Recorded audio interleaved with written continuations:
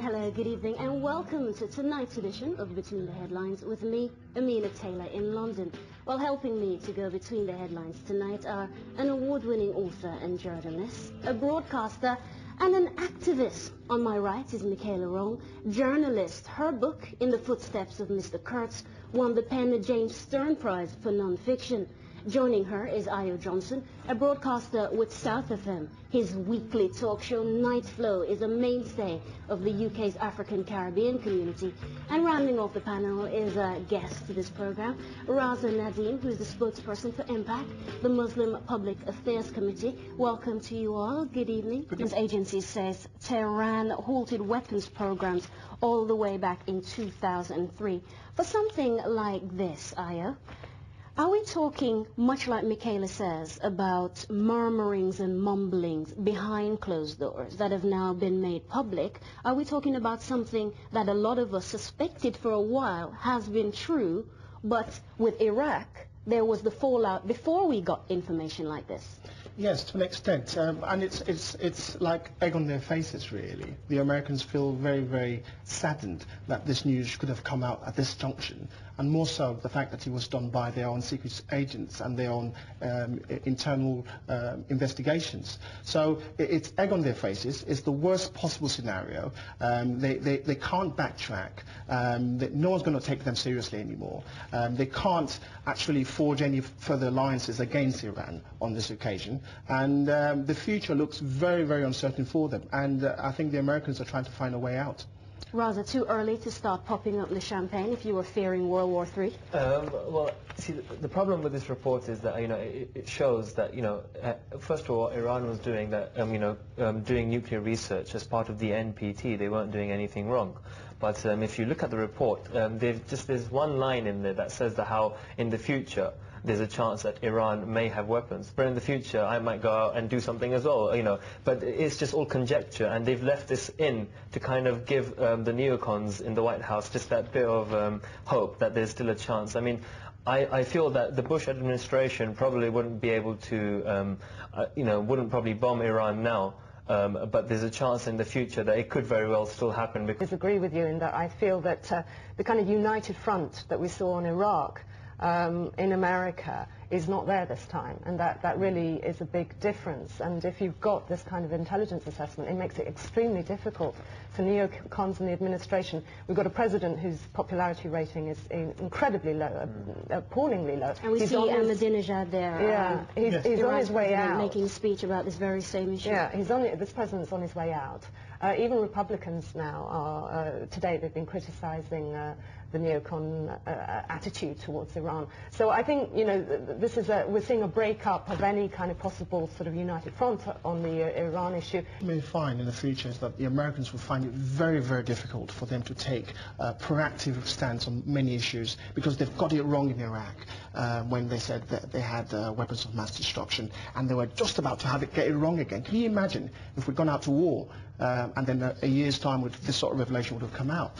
What's a disaster? So they'll be very cautious, and the Senate and those in power in America will find it very difficult to support the president in any such ventures in the future. But should we take any kind of issue with what Stephen Hadley is saying there about the danger is relaxing and thinking all is well? I think the direct quote here is, the problem is less bad than we thought, let's relax.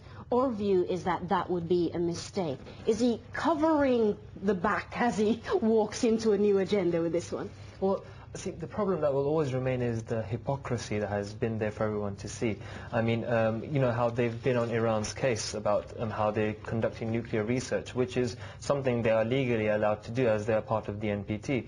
But what you find is that you find other countries which legally aren't allowed to have weapons. An example are Israel, where they have nuclear ambivalence, where they haven't said that we have weapons or we don't have them, and yet there's not much of a push to pressurize Israel on to stop doing doing illegal things. So the hypocrisy is still there. So there is that hypocrisy, but a lot of governments will stick by that line that we may not be happy about Israel having the bomb. It's too late, can't do anything about that, but we don't feel particularly happy about Iran having the bomb either. And I think the diplomatic drive will continue.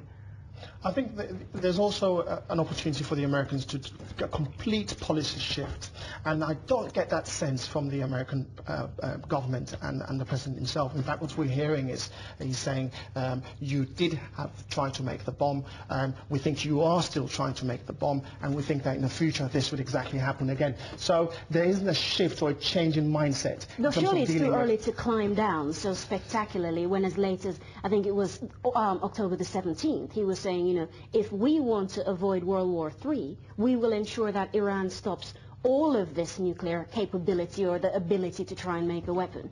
Yes, he must have known about the report by then, surely. Well, he claims that what he was told was that there was such a report, but it was under some level of investigation to determine what was true and what wasn't. I tend to find that very, very strange. Does this hold any water with you, Michaela? The president didn't know? I think the president doesn't know a lot of things. That's no surprise to anybody. No. But it doesn't surprise me. It's indicative of some of Western powers who've got a specific mindset, and it's that change. And what an opportunity now for you to say, well, fine, you do not have the bomb. Clearly, you had no intentions of doing so. And in many respects, international pressure has worked to an extent, because back in 2003 there was some level of pressure which had come.